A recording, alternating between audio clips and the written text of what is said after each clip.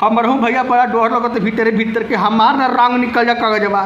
इस तरह हम हो के आतंकवादी समझ के भेज दिए तो पाकिस्तान में बांग्लादेश में बतावा। हाई जॉब से भैया SIR वाला फार्म भरा तानू तब से तब भैया हमनी के जीव के जंजाल हो गई बा। अब समझ ल भैया के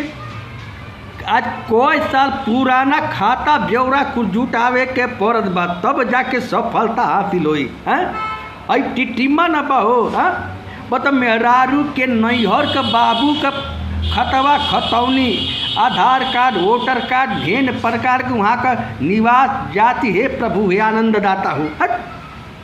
ये फर्म मत हो का है मान ला भैया तो ठीक बा लेकिन ओकरे के खातिर कितना दिक्कत हुई जौन लड़की लव मैरिज खोल के अपने बाबू माई से रिश्ता नाता तोड़ देले बिया अपने नैहर से नाता तोड़ के अपने मनचाहा भतार के संगे भाग गई बा ओकर SIR का फार्म कैसे भराई।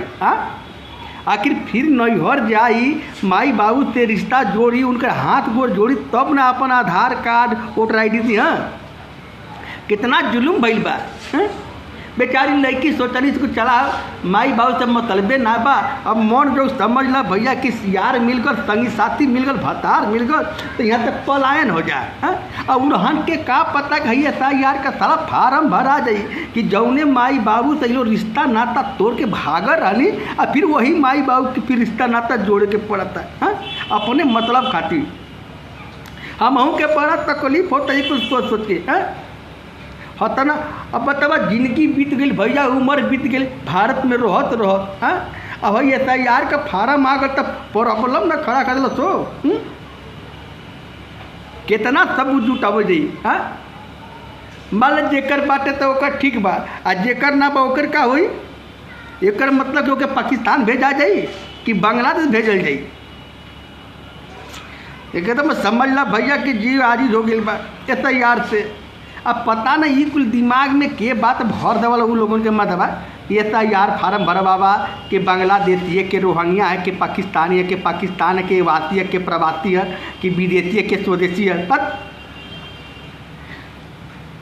इतना दिन तक हमनी के वोट मारते बच्चा के अब ही यकीन ना भैया कि हमन देती है कि विदेशी है जा अब इनका शंका बुझाता। अब बतावा भैया जेकर नाम मिली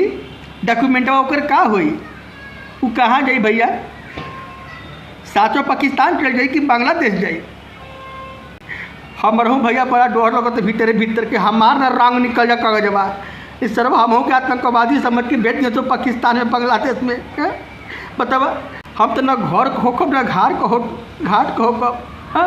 उस पाकिस्तान वाला हमके रखबे ना करी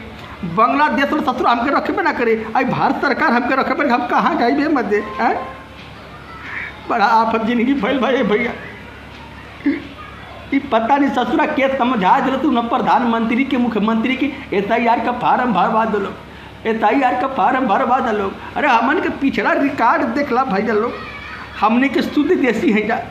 हिंदुस्तानी है जा न कि पाकिस्तानी न कि बांग्लादेशी देखा